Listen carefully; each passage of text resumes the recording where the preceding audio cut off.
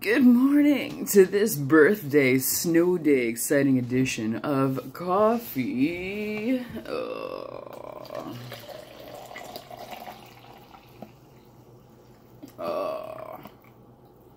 And snakes.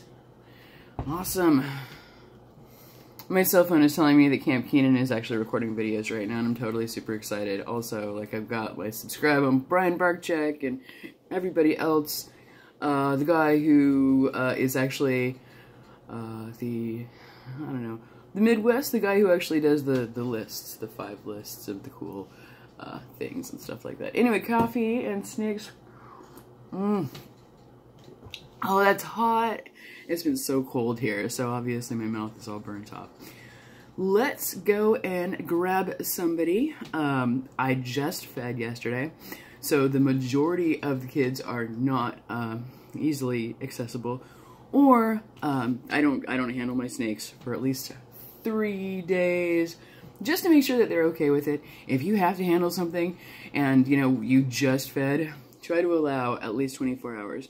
And that's with the shed as well, so just try to allow that.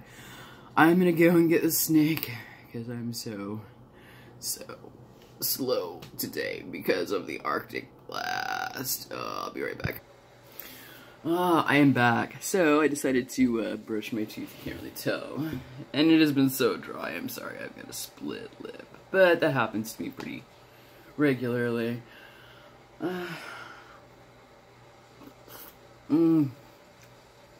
Coffee. I'm doing the Jamaican blend today. Nice. Really nice. Anyway, let's get down to them. So I was sitting here trying to think, okay, so what's my format? Because usually what these are for is, 1, just to let everybody know, and 2, just to share the reptile experience with people who don't really know nor care. Oh my god, my fingers are disgusting. Anyway, so, more cowbell when I say.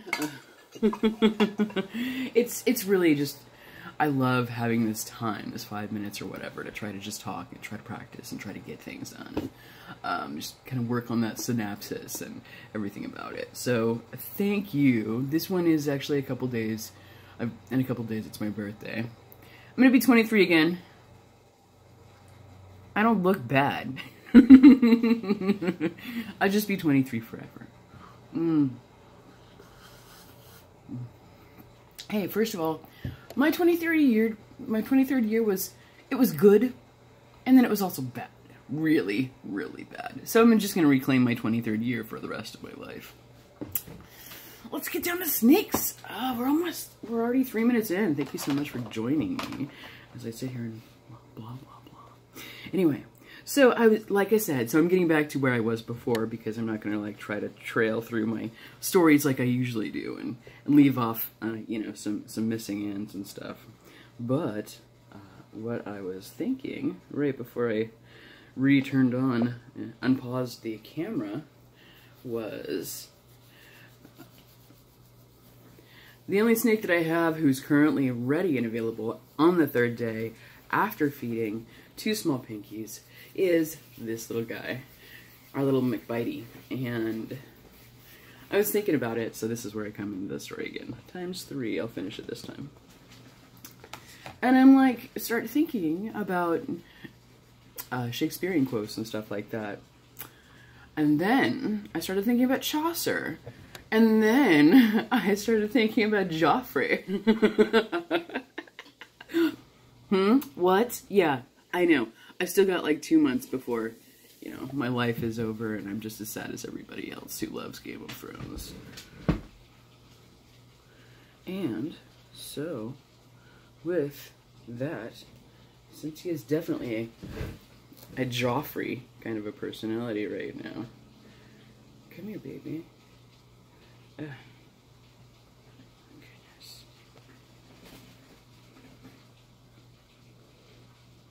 Alright. Come here, big guy. This one is really... He's still darty. I still have to work on it with him. Also, let me try to turn off the light. He might not like that. Okay, let's try this. We're going to try it in a darker setting. So my little McBitey bite. There we go.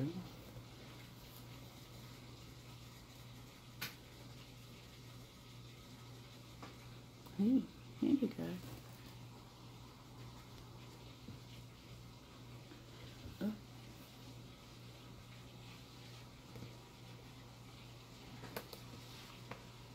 Still wants to dart. He is still a little dart.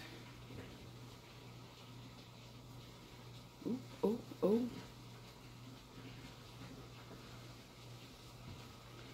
I'm gonna pull his container over here. Yeah, but see the size difference between the other little albino colubrid and this one.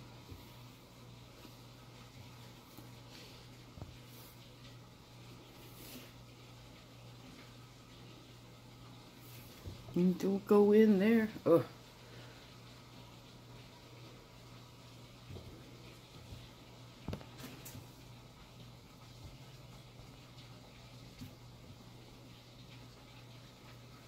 None of that orange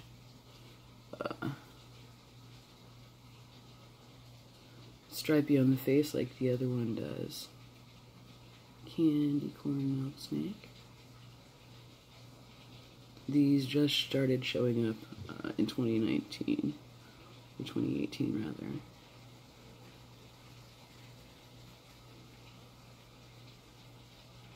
Yeah, I think I am going to call him Joffrey.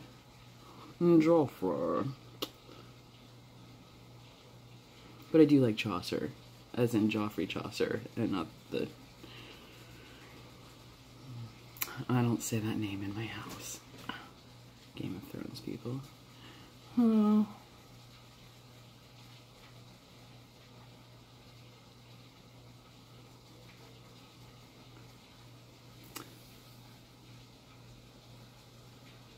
Mm-hmm.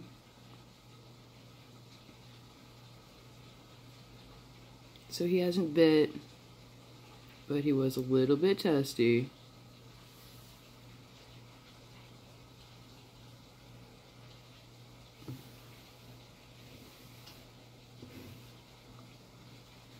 He expelled his release fluids on me. It was gross. That's one of those things that I really don't enjoy. For example, with one of ours last night, did a miss strike because now we're trying that mouse thing, and the prey item is so much smaller than what they're used to. I had to get a couple of them. I had to try to feed him a couple of them twice just to reintroduce the prey item, because I guess I wasn't expecting them to miss it, because they're usually super good with it.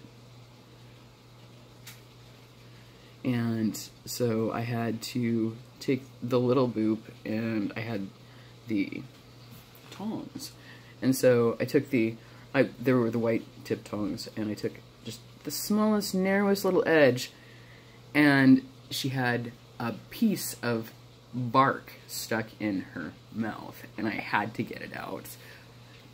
It wasn't going down, and she was doing the thing. You know, they do that. Cool, huh? But you didn't know I was a shadow puppet here. So I had to take the tong, and I had to open, and I actually pulled it back very carefully. I'd never done this before, but I knew I couldn't ruin it. I couldn't fuck it up. And then so I took up and I popped them back over the edge of her teeth, because they curl in on both sides of the jaw inward, and that's how they get it. So I took the tongs and I carefully did the thing, and I pulled the thing out of her mouth, and she still had a whole bunch of bark in her mouth. So I tried to, stick her head in the water, try to get her to open her mouth, and of course at that point it wasn't happening. So I just reintroduced another little mouse, and she finally got that one, but it was not a happy situation. She squirted on me, and I I don't know exactly what happened, but I was just like, let's just not make this any more traumatic as it should be. Because yesterday was my large jumbo feeders, and a couple of the little ones that missed the rounds on the first day of feeding, because I only did like 10 rats, or not 10 rats, but 10 mice for everybody. And it was somewhat exciting and cool, so I took care of the little babies. 2 days ago, I took care of the rest of the little babies who didn't eat and strike the first day. And then also our jumbos, our carpet, our Doomerl, our Big Normie, and then also our Hog Island boa. And it was so great because we've got this... The Doomerl does an ambush. So a Doomerl is an ambush predator. And I'm probably just going to re-record this entire thing, but she is doing such a good job. Actually, I'm just going to put it on the internet. So the Doomerls are an ambush predator. So we've got the Reptichip, and we've got a really nice, like, probably about an 8-inch spread of Reptichip across a, well, this one is going to be a 2.5-foot enclosure. I do have to get her into something bigger now. No, I just have to buy more Reptichip. Hashtag Reptichip. It's good. I love it. It is actually really good for the big things. So ambush predators like the Doomerls, it's really, really fantastic, and you cannot see them at all.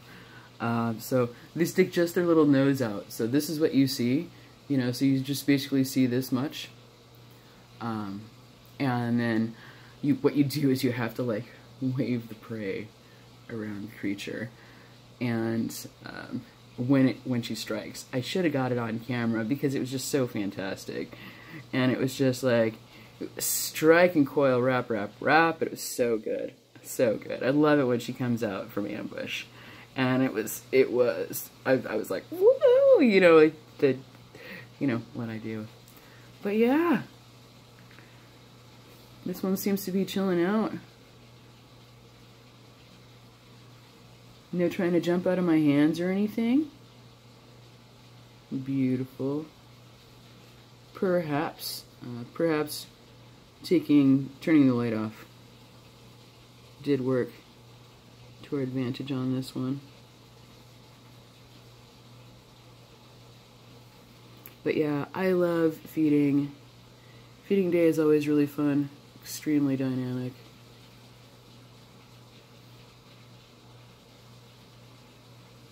Oh my goodness. And wouldn't this just be a Joffrey? Whether Chaucer or the other. Oh, beautiful.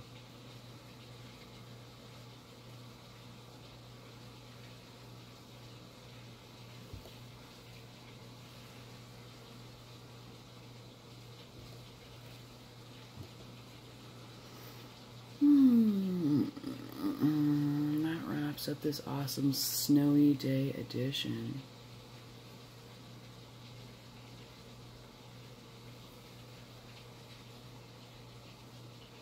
He's so cute.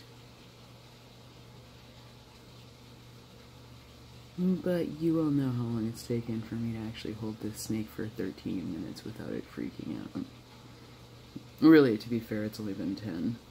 But anyway, thank you so much for joining us for this extended long version of the fabulous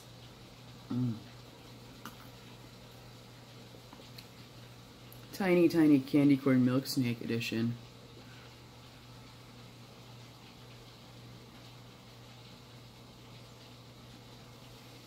Of coffee and snakes. Alright. Thank you so much. Like and subscribe and stuff. Have a great day.